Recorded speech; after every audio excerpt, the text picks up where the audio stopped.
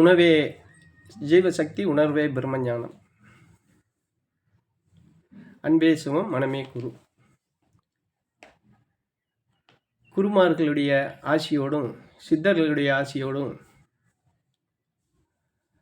மகான் தத்துவராயருடைய அருளாசியோடும் உடுமலை பிரம்மஞான குழு பாடசாலை சார்பில் என்னுடைய சார்பில் அனைவருக்கும் ஆத்ம வணக்கம்.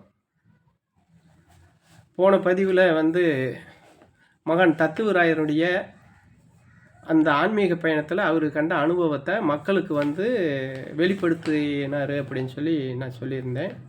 அதே போல் இந்த ஆன்மீக பயணத்தில் படிநிலைகள் இருக்குது அப்படின்னு சொல்லி நான் சொல்லியிருந்தேன். அவர் இந்த மாதிரி படிநிலைகள் இருக்குது. சித்தர்கள் செய்கிற வழிமுறை வேற, இந்த வழிமுறை வேற.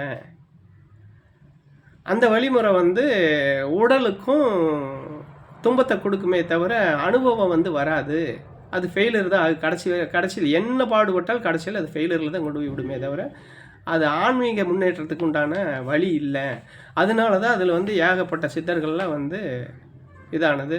ரெண்டாவது, ஜீவ சமாதி அப்படிங்கிறது அது பெரிய ஒரு விஷயம்.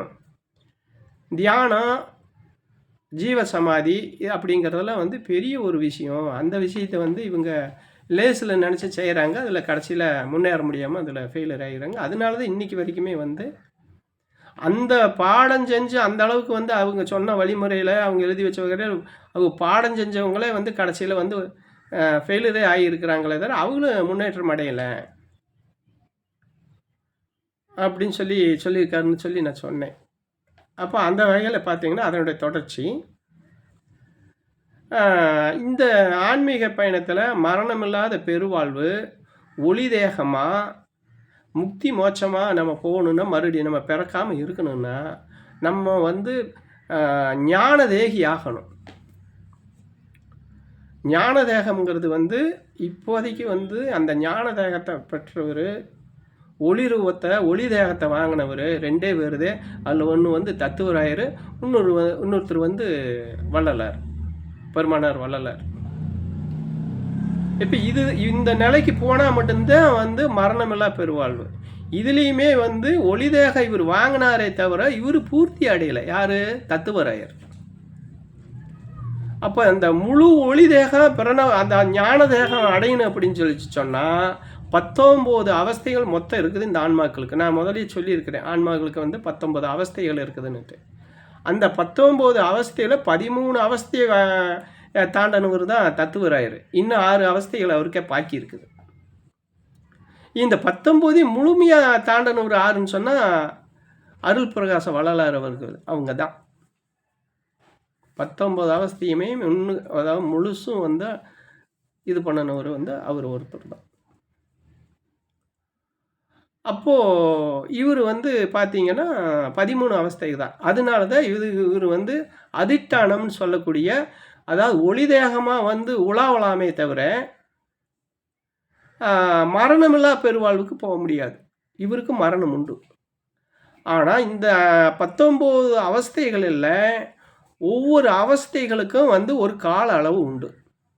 ஒவ்வொரு அவஸ்தைகளையும் நீங்கள் தாண்டி ஒவ்வொரு படிநிலையும் நீங்கள் தாண்டி போக போக ஒவ்வொரு படிநிலைக்கு கால அளவு உண்டு. அந்த கால அளவுக்கு வாழ்ந்து மரணமாகித்தான் திருப்ப அந்த 19வது அவஸ்தையை நீங்கள் எப்போ தொடர்றீங்களோ, அதில் பாஸ் பண்ணுறீங்களோ, அப்போ தான் உங்களுக்கு முக்தி, மோட்சம், மரணமில்லா பெருவாழ்வு, ஞான தேகம், அந்த கடவுளோட அந்த அருப்பெருஞ்சோதியோட ஐக்கியமாக்குற ஸ்டேஜ் எதுன்னா அந்த 19 அவஸ்தைகளை ஒவ்வொரு ஆன்மாக்களும் அடையணும். அதுக்கிடையில் நம்ம இப்போ பண்ணுறதெல்லாம் அது என்ன சொல்கிறது, அது சும்மா வேஸ்ட்டுன்னு தான் சொல்லணும். ஆனால் அதுக்காக செய்யாமல் இருக்க முடியுமானா செய்யாமல் இருக்கக்கூடாது. காரணம் என்னென்னா, இந்த ஆன்மா வந்ததே இந்த ஆன்மா முக்தி அடையிறதுக்கு தான் வந்துச்சு. அந்த பேரணுவோட போய் சேர்றதுக்காக வேண்டித்தான் இந்த சிற்றணு இருக்குது. அப்போ எனக்கு இது எதுக்கு அப்படின்னு சொன்னால் அது சரியானது அல்ல. அதனால தான் இவ்வளவு மனிதனுக்கு எத்தனையோ பிறப்புகள்லாம் 84 லட்சம் யோனி பிறப்புன்னு சொல்கிறோம். அப்போ இதெல்லாம் வந்து வர்றதுக்கு காரணம் என்னென்னா, இதெல்லாம் தெரிஞ்சு நம்ம பயணம் பண்ண அப்போ இப்போவே வந்து நம்ம வந்து இந்த மாதிரி பயணங்களில் நம்ம பயணம் பண்ணும்போது நமக்கு அதுக்கு வழி பிறக்கும். எதுக்கு? அந்த மரணமில்லா பெருவாழ்வுக்கு, ஞான தேகம் பெறதுக்கு நமக்கு வந்து வழி பிறக்கும். முக்தி மோட்சம் அப்போ தான் கிடைக்கும். அப்போ அதை சம்மந்தமாக தான் வந்து ஏன் இந்த மாதிரி அப்போ இந்த சந்தேகம்லாம் எனக்கு வந்தபோது தான் எனக்கு இந்த மாதிரி ஒரு அனுபவங்களும் மற்றது வந்து இப்போ இதில் நம்ம பயணம் பண்ணுறோம். இல்லை இன்னொரு விஷயம் சொல்லணும். அப்போது இவர் வந்து என்ன அப்படின்னு கேட்டிங்கன்னா, ஒளி தேகமாக இருந்த மகான் தத்துவராயர் வந்து இங்கே அந்த எறும்பூருங்கிற இதில் இருக்கும்போது வள்ளல் பெருமானார் அவர்கள் வந்து அந்த எறும்பூருக்கு வர்றார். அதாவது சிதம்பரத்துலேருந்து வடலூர் போகிறதுக்கு வரும்போது தான் இந்த கோயிலில் இவருக்கு காட்சி கிடைக்குது. யார்? இவரோட காட்சி யார்?